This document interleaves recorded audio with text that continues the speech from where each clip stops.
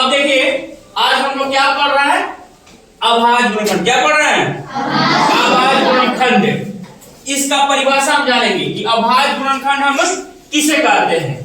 वह अभाज्य संख्याएं होती है, वह अभाज्य संख्या होती है जिन्हें गुणा करने पर क्या होगा, मूल संख्या प्राप्त हो सकता है। जैसे मैं एक समझाता हूं, यह 12 संख्या है मूल संख्या, इसको 2 2 3 से गुणा करने पर क्या प्राप्त हो सकता है, 12 हो सकता है ना। कैसे कर, चलो तुम बताओ सब संख्या किसे कहते हैं? वैसी संख्या जो 2 से विभाजित हो उसे सम संख्या कहते हैं। यानी वैसी संख्याएं जो 2 से पूरी विभाजित हो क्या कहलाएगी, सम संख्या कहलाएगी। आप खड़े होइए।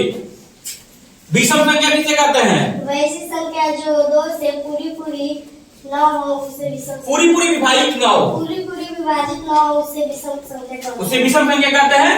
अब समझिए, जैसे मान लीजिए यह 4 कैसा संख्या है, सम संख्या। कैसा है? सम संख्या। इसे 2 से भाग करने में कट जाएगा पूरा 9, ठीक है। अब 7 कैसा है, विषम संख्या है, इसमें 2 से पूरा भाग लेगा, क्योंकि 2 से करोगे तो 2 3 6 हो जाएगा, लेकिन अब कुछ दशमलव में चला जाएगा। यानी ये क्या है, 7 क्या है, विषम संख्या है, और 4 क्या है, सम संख्या। चलिए अब मैं यह समझाने जा रहा हूं। यहाँ देखिए, कहने का मतलब हम लोग को क्या पढ़ना है, 120 का अभाज्य गुणनखंड निकालना है। क्या करना है, 120 के अभाज्य गुणनखंड निकालना है। किस विधि से?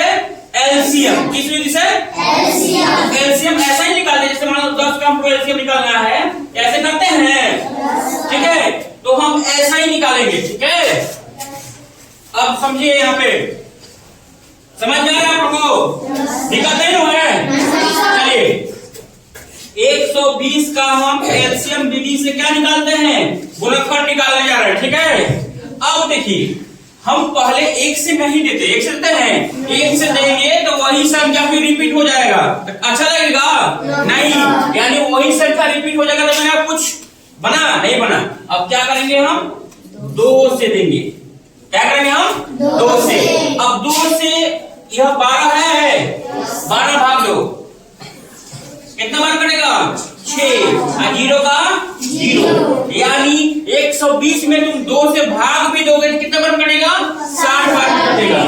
और फिर 2 से करो, कितना बार में, 30 बार में। फिर 2 से करो 15 बार में। अब 2 से 15 कटेगा तो उससे आगे बढ़ेंगे। क्या करेंगे हम, उससे आगे बढ़ेंगे। तो उसके 2 के बाद संख्या कौन आती है, 3 से देखेंगे, 3 5 15, क्या हो जाएगा, 3 5 15 हो गया।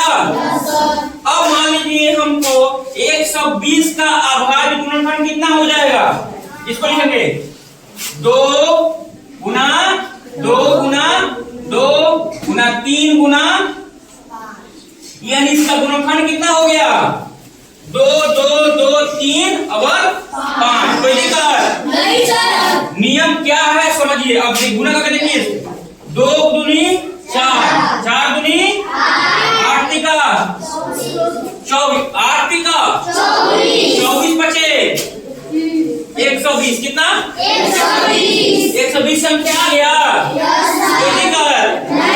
एक और समझते हैं, चलिए एक और समझिए। अब हम समझते हैं किसका, समझ लें 50 का समझते हैं, 50 का, ठीक है।